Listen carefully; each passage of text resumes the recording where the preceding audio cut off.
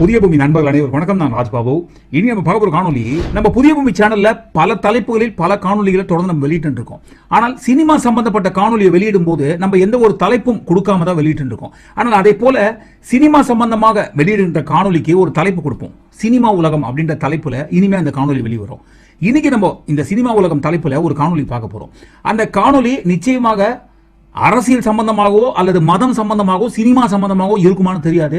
ஆனால் ஒட்டுமொத்தமா எல்லாம் கலந்த கலவையாக கூட இருக்கலாம். ஏனென்றால் அந்த காணொலியும் அப்படி, அந்த காணொலிக்குள்ள வருகின்ற கதை அம்சம் கொண்ட திரைப்படமும் அப்படி. எதற்காக இதை போன்ற திரைப்படங்களை இப்ப எடுத்து விமர்சனம் செய்து மக்களின் பார்வைக்கு கொண்டு போறோம், அவங்க கவனத்துக்கு எதுக்கு கொண்டு வரோம்னா, சமீப காலங்களில் வருகின்ற திரைப்படத்துல எந்த ஒரு கதாபாத்திரத்தை வச்சாலும் ஐயோ இழிவுபடுத்திட்டாங்க, ஐயோ புண்படுத்திட்டாங்க, ஐயோ அவங்க இப்படி பேசிட்டாங்க, அவங்க இப்படி பேசிட்டாங்க, இப்படி பண்ணிட்டாங்க, அப்படி பண்ணிட்டாங்கன்ட்டு எப்படியோ விமர்சனம் பண்ண ஆரம்பிச்சிட்டாங்க ஒரு கதையில் வருகின்ற கதாபாத்திரத்தை குறித்து.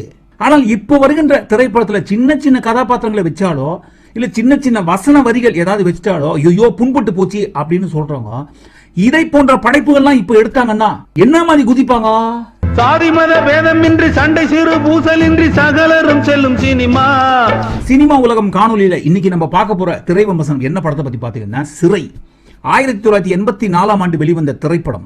இந்த படத்தோட கதை அனுராதா ரமணன். இந்த திரைப்படத்தோட கதை திரைக்கதை வசனம் ஆசி சக்தி. இந்த சிறை திரைப்படத்தோட கதை சுருக்கம் என்னன்னு பாத்தீங்கன்னா, ஒரு கதாபாத்திரம் அந்தோணி என்கின்ற கதாபாத்திரம். அந்த ஊர்ல அவர் வச்சதுதான் சட்டம், அவர் சொல்றதுதான் நீதி.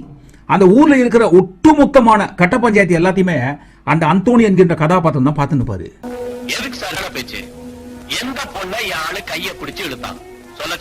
வட்டிக்கு பணம் கொடுக்கறது, ஏலம் எடுக்கிறது, ரவுடித்தனம் பண்றது, முக்கியமா கட்ட பஞ்சாயத்து பண்ணி எப்ப பார்த்தாலும் ஊருக்குள்ள பெரிய பண்ணையார் மாதிரி சுத்தி நிக்கிறது.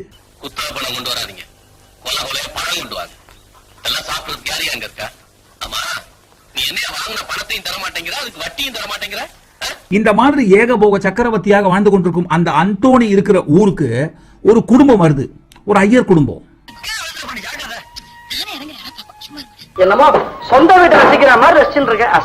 அந்த குடும்பத்துல 2 பேர் தான் கணவன் மனைவி. அவங்களுக்கு குழந்தை கிடையாது.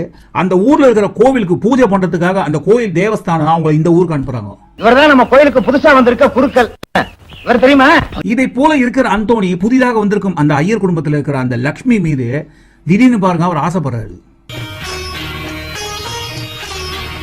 புதுசா நம்ம ஊருக்கு குருக்கள் வந்திருக்காரு, அவரோட சம்சாரம். அந்த பெண் ஒரு நாள் தனியாக வீட்டில் இருந்த சமயத்தில் அந்த அந்தோணி அந்த பெண்ணை பாலியல் பலாத்காரம் செய்து விடுகிறார்.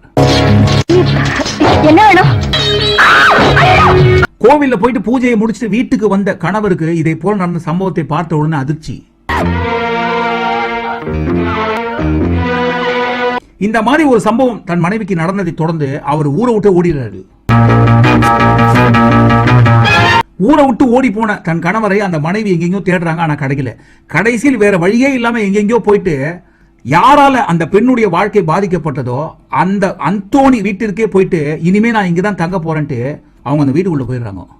உன்னோட வீட்டுக்குள்ள நுழையிற அளவுக்கு நேக்கு எப்படி தைரியம் வந்ததுன்னா, தன்னுடைய வாழ்க்கையை கெடுத்த அந்த அந்தோணி வீட்டிற்கே அடைக்கலமாக சென்ற பிறகு அந்த பெண்ணோட கதாபாத்திரம் என்ன ஆனது, அந்தோணியின் கதாபாத்திரமாக என்ன ஆனது, இதுக்கு நடுவுல அந்த பெண்ணுடைய கணவர் ஊரை விட்டு போனார் இல்லைங்களா, அவர் எப்படி வந்தாரு, எப்ப வந்தாரு, இந்த 3 கிளைமேக்ஸ்ல என்ன நடக்குது அப்படின்றது தான் இந்த படத்தோட ஒட்டுமொத்த கதை. எம்எஸ்வி சார், இது ஒரு வித்தியாசமான கதை. என்னால முடிஞ்ச வரைக்கும் அதை விஷுவலா சொல்லி இருக்கிறேன். 1984 ஆண்டு வெளிவந்த அந்த திரைப்படத்தை பத்தி இன்னைக்கு ஏன் பேசுறீங்க அப்படின்னு நண்பர்கள் யாரும் கேட்க மாட்டீங்க. ஏன்னா ஏற்கனவே நம்ம விளக்கம் கொடுத்துட்டோம் எதற்காக இதை போல திரைப்படத்தை எடுத்து விமர்சனம் பண்றோம் அப்படின்ட்டு. இப்போ இந்த திரைப்படத்தில் வருகின்ற கதாபாத்திரங்கள் இருக்கு இல்லைங்களா, ஒவ்வொன்றா பிரிச்சு தனியா பாருங்க. ஜெய்பீம் என்கின்ற திரைப்படத்தில் ஒரு சின்ன கதாபாத்திரம், ஒரு ஐயர் வக்கீலாக வருகிற கதாபாத்திரம். அந்த கதாபாத்திரத்தில் வருகின்ற காட்சி எல்லாத்திலுமே கதாநாயகன் சூர்யா எப்பவுமே மட்டம் தட்டினே இருக்காரு. நீங்க என்ன பாராட்டுறதாலேயே நான் ரீதிங்க் பண்ணணுமோ, நீங்க ஆதரிக்கிறதுனாலே நான் ரீதிங்க் பண்ணணுமோ? What you are portraying, what you are portraying. இல்லாத ஒரு பிம்பத்தை கட்டமைப்பீங்களா? இல்லாத ஒரு பிம்பத்தையா? என்னங்க இது? ஒரு சின்ன கதாபாத்திரத்தை குறித்து இதை போல கேள்விகள் எக்கச்சக்கமா, அதுவும் சாதாரணமா கதறல. அந்த திரைப்படம் வந்த நாள்ல இருந்து இன்னி வரைக்கும் எந்த இன்டர்வியூல உட்கார்ந்தாலும் அந்த திரைப்படத்தில் வருகின்ற ஐயர் கதாபாத்திரத்தை பத்தி பேசிட்டா மற்ற விஷயத்துக்கு போவாது. இப்ப அதே போல ஜெய்பீம் திரைப்படத்தில் வருகின்ற கதாபாத்திரத்தை வச்ச உடனே எல்லாரும் சும்மா தான் இருக்காங்க, இவங்க கூட்டத்தை சேர்ந்தவங்களே. ஆனா பாருங்க, அண்ணன் மட்டும் எதுக்காக இந்த கொதிக்கிறாரு, இப்படி துடிக்கிறாருன்னு தெரியல. ஆனா துடிச்சுனே இருக்காரு. இனி மட்டும் பிராமணர்கள் மீதான மரியாதை நீங்க எல்லாம் குலைக்க முடியாது. எதுக்காக அவர் துடிக்கிற துடிப்பை பத்தி இந்த இடத்துல சொல்றோம்னு பாத்தீங்கன்னா, இந்த சின்ன கதாபாத்திரம் வச்சதுக்கு இவ்வளவு பொங்குறாங்களே, அப்ப அந்த சிறை போன்ற திரைப்படத்தில் வருகின்ற கதாபாத்திரத்தெல்லாம் இப்ப எடுத்தாங்கன்னா என்ன மாதிரி பொங்குவாங்க? என்ன கதைப்படி கோவில்ல பூஜை பண்ற அந்த ஐயர் இருக்கா இல்லைங்களா, அவர் ஒரு இந்து குடும்பம். இந்த பக்கம் கட்ட பஞ்சாயத்து பண்ணிட்டு ஊரை சுத்தி இருக்கிற அந்த அந்தோனின்றவரு கிறிஸ்தவ குடும்பம். ஒரு கிறிஸ்துவ குடும்பத்தை சேர்ந்தவருக்கும் ஒரு ஐயர் குடும்பத்தை சேர்ந்த ஒரு பெண்ணுக்கும் நடக்கிற பெரிய புரட்சி தான் இந்த திரைப்படத்தோட மொத்த கதை. அரங்கேற்றம் 1973ஆம் ஆண்டு வெளிவந்த அரங்கேற்றம் திரைப்படம். 2 தினங்களுக்கு முன்பாக கூட நம்ம விமர்சன காணொலி போட்டிருந்தோம் இல்லைங்களா. அந்த திரைப்படத்தில் எப்படி ஒட்டுமொத்தமான அவாள்கள் கூட்டத்தை சேர்ந்தவங்க எல்லாருமே கெட்டவங்க மாதிரி காட்டிட்டு மற்றவங்க நல்லவங்க மாதிரி காட்டினாங்களோ, அதே மாதிரி தான் இந்த திரைப்படத்திலையும், அதுவும் முக்கியமா பூஜை பண்றவங்களுக்கு மனிதாபிமானமே இல்லாத மாதிரி காட்டியிருக்காங்க. இப்ப என்ன செய்வீங்க, இப்ப என்ன செய்வீங்க, ஜமாலுக்கு இப்ப என்ன செய்வீங்க, இப்ப என்ன செய்வீங்க. அப்போ இதே போல கதையம்சமும் கதாபாத்திரங்களை வச்சு இப்ப இந்த திரைப்படம் எடுத்தாங்கன்னா என்ன சொல்லுவாங்க? என்ன சார் நீங்க அப்ப என்ன வளர்க்க விரும்புறீங்க? நீங்க உள்ள என்ன வளர்க்க விரும்புறீங்க சார் நீங்க? என்னங்க குறிப்பிட்டு சொல்லணும்னா ஒரு முக்கியமா 2-3 காட்சிகள். அந்த ஐயரோட மனைவியை அந்த அந்தோணி இதை போல பண்ணதுக்கு அப்புறம் ஒரு கணவன் என்ன பண்ணணுங்க? ஒண்ணு தன் மனைவியை நாசம் பண்ணிட்டேடா அப்படின்னு சொல்லிட்டு அந்த அந்தோணி என்கின்ற கதாபாத்திரத்தை எதிர்த்து நிக்கணும். இல்லன்னா நடந்து போச்சு, மனிதாபிமானத்தோட இதெல்லாம் ஒரு பிரச்சனை இல்லமா, நான் பாத்துக்கிறேமா அப்படின்னு சொல்லிட்டு பாதிக்கப்பட்ட அந்த மனைவிக்கு அடைக்கலம் கொடுக்கணும், வாழ்க்கை கொடுக்கணும். ஆனா பாருங்க, இந்த ரெண்டுமே பண்ணாம அந்த மனைவி திண்ணையில படுக்க வச்சுட்டு நைட்டா ஊரை விட்டு ஓடிறாரு.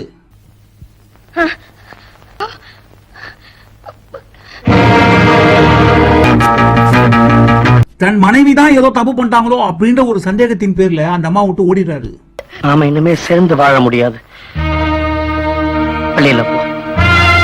இதை போல மனைவி நிர்கதியாக விட்டுட்டு ஓடுவதற்கு முன்பாக கோவில் வாசல்லையே உட்கார்ந்துட்டு இந்த 33 கோடி தேவர்கள் சாட்சியாக நடத்துகின்ற திருமணத்தை குறித்து, இந்த திருமண பந்தம் எப்படி ஏற்படுது அப்படின்ட்டு ஒரு விலாவரியா பட்டிமன்றமே நடத்திருப்பாரு. கல்யாணம்ங்கிறது ஒரு சாதாரண சடங்கு இல்ல, அது ஒரு ஆத்மார்த்தமான உறவுங்கிறாடி. ஆனா பாருங்க, இதை போல கோவில் வாசல்லையே உட்கார்ந்துட்டு இந்த திருமண பந்தத்தை குறித்து அவ்வளவு பெரிய பாடத்தை எடுத்துட்டு ஒரு பிரச்சனை வந்தோம் திண்ணையில விட்டுட்டு நைட்டா வீட்டை போட்டு ஓடுறாரு சார்பாள்.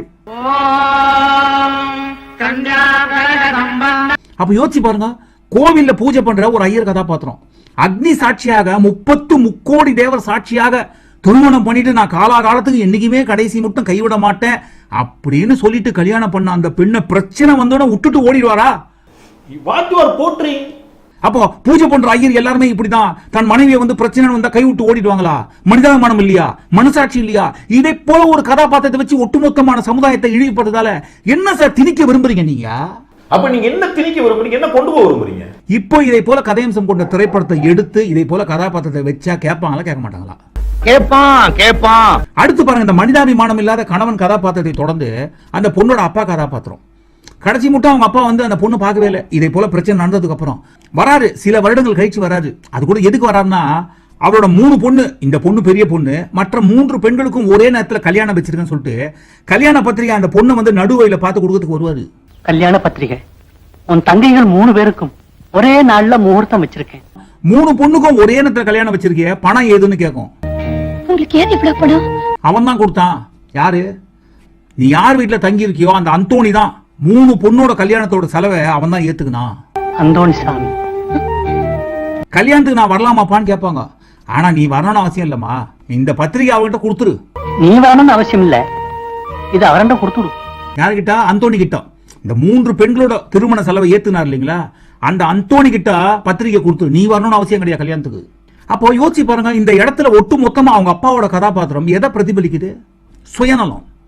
பொண்ணுக்கு இதே போல ஒரு கொடுமை நடந்துச்சு. ஆனா பாருங்க, அதே போல கொடுமை நடந்ததுக்கு அப்புறம் அந்த பொண்ணு வந்து அவங்க அப்பா பார்க்க மாட்டாரு, பார்க்க கூடாது, கல்யாணத்தோட வரக்கூடாது. ஆனா இதை போல கொடுமை நிகழ்த்தியவங்க கிட்ட இருந்து காசை வாங்கி பாக்கி 3 பொண்ணுங்களை கல்யாணம் பண்ணிக்கணும், அது மட்டும் வேணும். ஆனா அதை போல கொடுமை யாருக்கு நடந்ததோ அந்த பொண்ணை வந்து ஏறெடுத்து பார்க்க மாட்டாராம்.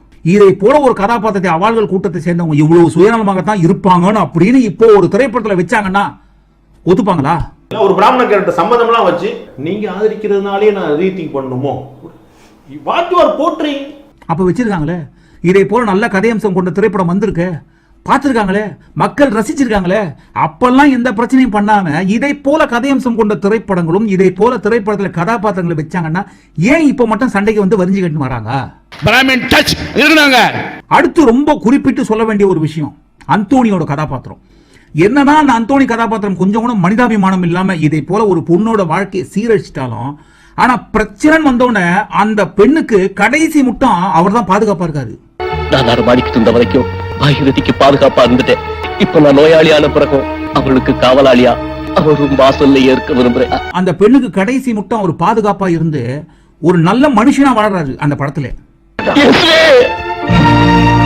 அந்த அந்தோனி கிட்ட இருக்கிற மிருக குணம் போயிட்டு மனித குணம் வந்ததுக்கு அப்புறம் கொஞ்சம் கொஞ்சமா அந்த அந்தோனி மீது அவங்களுக்கு இரக்கம் வர ஆரம்பிக்கும். நான் பாடிக்கொண்டே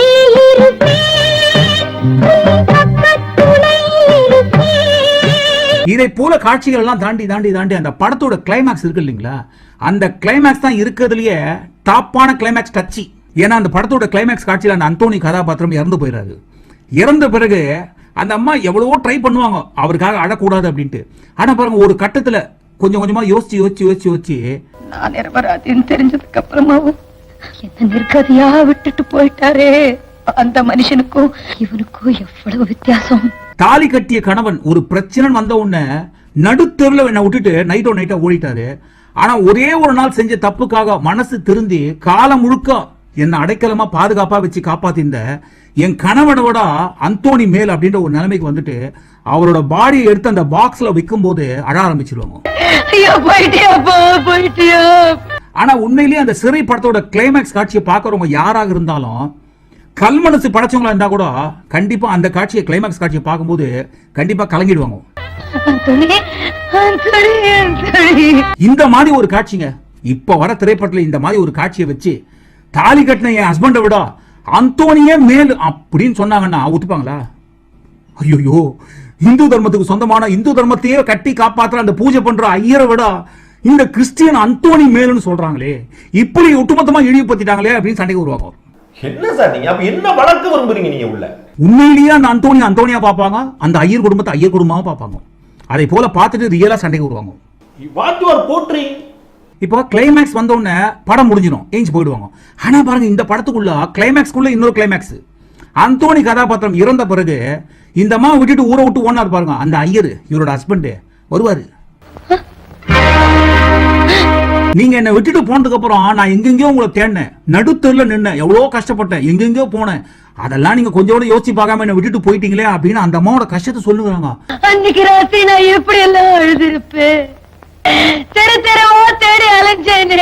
ஆனா பாருங்க, அந்த அம்மா சொல்ற கஷ்டத்தை எதையுமே ஒரு காதுல வாங்கிக்காம இந்த எரியிற திரியில எண்ணெயை ஊத்துவாங்க சொல்லுவாங்க இல்லைங்களா, அந்த மாதிரி இப்ப எனக்காக என் சந்தோஷத்துக்காக என்ன மன்னிச்சு நீ என் கூட வந்து இருக்கப்படாதா? அதை போல அவர் சொன்னதுக்கு அப்புறம் ஏயா நான் உங்ககிட்ட இவ்வளவு சொல்லினுக்கிறேன், அதெல்லாம் உன் காதுல விழல, இப்ப கூட என் கஷ்டம் உனக்கு தெரியல, என் சந்தோஷத்துக்காக நம்ம ஆத்துக்கு வாமா அப்படின்னு கூப்பிடுறியேன்னு சொல்லிட்டு அந்த அம்மா ஒரு வேலை பண்ணுவாங்க பாருங்க. உங்களோட பொண்டாட்டியா வாழறத விட ஒரே ஒரு நாள் நாம் பண்ண பாவத்துக்காக தன்னோட காலமெல்லாம் என்ன கண்கலங்காம பார்த்துட்டானே. தாலி கட்டின உங்க மனைவியா நான் வாழறத விட காலம் முழுக்க எனக்கு அடைக்கலம் கொடுத்து வச்ச அந்தோனியோட விதவையா நான் வாழ்ந்துட்டு போவேன்னு சொல்லிட்டு தாலியை கட்டி தூக்கி அடிக்கிறாங்க. அவனோட விதவையா வாழறது எவ்வளவோ. இதை போல ஒரு கிளைமேக்ஸ் இப்ப வர திரைப்படத்துல வச்சா சும்மா இருப்பாங்களா? ஏன் சும்மா இருப்பாங்களான்னு இந்த இடத்துல அழுத்தி நம்ம கேட்கணும் சொன்னா, இப்ப 2 கதாபாத்திரமா இருக்கு இல்லைங்களா, அதே போல 2ஆக இருக்கிற இந்த கதாபாத்திரம் ஒரே மதத்தை சேர்ந்தவங்களாக வச்சிருந்தா பிரச்சனையே கிடையாது. ஆனா பாருங்க, ஒரு கதாபாத்திரம் ஒரு மதம், இன்னொரு கதாபாத்திரம் இன்னொரு மதம். இதை போல வைக்கும் போதுதான் ஐயோ இந்த மதத்துல இருக்கவங்க எல்லாருமே கெட்டவங்க, இந்த மதத்துல இருக்கவங்க எல்லாருமே மனிதர்கள். What you R portraying. அப்ப நீங்க என்ன திணிக்க விரும்புறீங்க, என்ன கொண்டு போக விரும்புறீங்க? அப்போ இந்து மதத்துல இருக்கவங்க எல்லாருமே, அதுவும் முக்கியமா கோவில்ல பூஜை பண்ற ஐயர்கள் எல்லாருமே இப்படிதான் இருப்பாங்களா? கொஞ்சம் கூட மனிதாபிமானம் இல்லாத பிரச்சனை வந்தா ஒய்ஃபை விட்டுட்டு ஓடிவாங்களா? ஆனா பிரச்சனை வந்தா தன்னாலேயே அந்த பிரச்சனை வந்ததுன்னு தெரிஞ்சா கூட, ஆனா ஒரு அடைக்கலம்னு வர பெண்ணை வந்து கடைசி முட்டம் கட்டி காப்பாற்ற ஒரு கிறிஸ்தவன் சொல்லுவீங்களா? அப்போ கிறிஸ்தவர்கள்லாம் இதை போல நல்லவங்க மாதிரியும் இந்துக்கள்லாம் இதை போல கெட்டவங்க மாதிரி நீங்க காட்டுறீங்களா? ஒட்டுமொத்தமா எங்க சமூகத்தை நீங்க இழிவுபடுத்துறீங்களா? பிராமணர்கள் மீதான மரியாதை நீங்க எல்லாம் குலைக்க முடியாது. இதை போல கதையம்சமும் கதாபாத்திரம் கொண்ட திரைப்படம் இப்ப வந்ததுன்னா இதை போல கத்துவாங்களா கத்த மாட்டாங்களா? அன்னைக்கு இதை போல திரைப்படம்லாம் வந்திருக்குங்களே, இதை போன்ற திரைப்படத்தில் வருகின்ற கதாபாத்திரத்தெல்லாம் ரசிச்சு பார்த்துருக்காங்களே, நல்லா ஓடி இருக்க. ஆனா இன்னைக்கு இதை போல ஒரு நல்ல கதையம்சம் கொண்ட திரைப்படம் வந்தாலோ, அதே போல கதையம்சம் கொண்ட திரைப்படத்தில் வருகின்ற கதாபாத்திரத்தை வச்சாலோ ஏன் சண்டைக்கு வராங்க? பிராமின் டச் இருந்தாங்க. ஹிந்து மதத்துல இருக்கவங்க எல்லாரும் இப்படிதான் இருக்காங்க, கிறிஸ்தவ மதத்துல இருக்கவங்க எல்லாம் நல்லவங்களா இருக்காங்க அப்படின்னு காட்டுறதுக்காக, கதை எடுக்கிறதுக்காக நீங்க எவ்வளவு காசு வாங்குனீங்க மிஷினரி கிட்ட அப்படின்ட்டு புது புது முலாம் பூச மாட்டாங்க இந்த படத்துக்கு. என்னங்க இது போதாதுன்ட்டு இந்த ஜெய்பீம்ல கன்னத்துல அடித்த காட்சியை குறித்து மனித உரிமை மீறல்னு வருவாங்க. அவன் அங்க ஹிந்தியில பேசினான்னா அப்பா உனக்கு தமிழ் தெரியுமான்னு தான் கேட்கணும். தமிழ்ல பேசுறாருன்னா அறையிறது it is absolutely human rights violation, மனித உரிமை மீறல். அந்த தயாரிப்பாளர் ஞானவேல் ராஜா மீதும் அதே போல பிரகாஷ் மீதும் இது வன்கொடுமை சட்டத்தின் வழக்கு பதிவு செய்யணும். அதை போல இந்த திரைப்படம் இப்போ வந்ததுன்னு வச்சுக்கோங்க, ஐயோ ஒரு கிறிஸ்துவ கதாபாத்திரம் இந்து ஐயர் குடும்பத்து பெண்ணை இந்த மாதிரி பண்ணிட்டாங்களே, இது முழுக்க முழுக்க மனித உரிமை மீறல், ஹியூமன் ரைட்ஸ் வயலேஷன்ல வருது. கண்டிப்பா அந்த கதாபாத்திரத்தை குறித்து சண்டைக்கு வருவாங்க ஹியூமன் ரைட்ஸ் சொல்லிட்டு.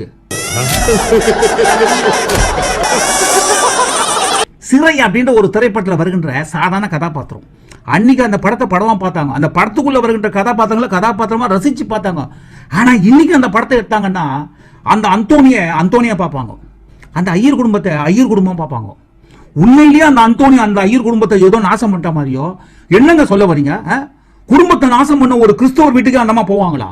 என்னமோ அவர் அந்தமா போன உடனே இந்த கெட்டவன் நல்லவனா மாறினானா? அப்ப இவங்க எல்லாம் நல்லவங்க, தாலி கட்டிய கனிவை நடு ரோட்ல விட்டு போற இவங்க எல்லாம் இப்படிதான் இருப்பாங்கன்னு சித்தரிக்க விரும்புறீங்களா? என்ன சார் நீங்க அப்ப என்ன வளர்க்க விரும்புறீங்க நீங்க உள்ள? அதனாலதான் மறுபடியும் எல்லா காணொலியும் சொல்ற மாதிரி இந்த சினிமா உலகம் காணொலி சொல்றது என்னன்னா, யூடியூப்ல இருக்கிற பழைய படத்தெல்லாம் போட்டு பாருங்க, போட்டு பார்த்துட்டு எல்லாத்தையும் ஃபில்டர் பண்ணுங்க. எந்தெந்த திரைப்படத்துல நம்ம சமூகத்தை குறித்து என்ன மாதிரி கதாபாத்திரத்தெல்லாம் சுயநலமா சித்தரிச்சிருக்காங்க அப்படின்றத தேடுங்க, தேடி லிஸ்ட் எழுதுங்க. லிஸ்ட் எடுத்து அதே போல படத்தெல்லாம் யார் எடுத்தாங்கன்ட்டு அந்த கிரியேட்டர்ஸை தேடி போங்க. தேடி போய் ஏன்பா இதை போல எங்க சமூகத்தை இழிவுபடுத்தி சுயநலமாவே சித்தரிச்சிங்க அப்படின்னு அவங்க கேளுங்க. கேள்வி கேட்டு அவங்க என்ன சொல்றாங்கன்ற பதில வாங்கி வந்துட்டு அப்புறமா இப்போ புதுசா வருகின்ற திரைப்படத்தோட கதாபாத்திரத்தை குறித்து பிரச்சனை பண்ணுங்க, தப்பே கிடையாது. இந்த காணொலி பற்றி உங்களுக்கு கருத்து நீங்க கமெண்ட் பண்ணுங்க. மீண்டும் இந்த ஒரு காணொலி நான் சந்திப்பேன். நன்றி, வணக்கம்.